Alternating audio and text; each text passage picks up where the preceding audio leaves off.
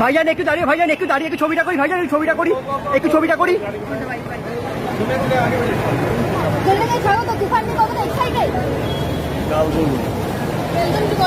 কলকাতায় কি তুফান ঝড় উঠবে?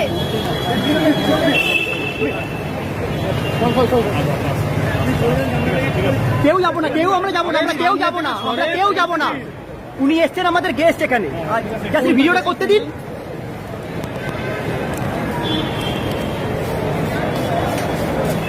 স্যার কিছু তো বলবেন স্যার, একটু কিছু বলে দিন।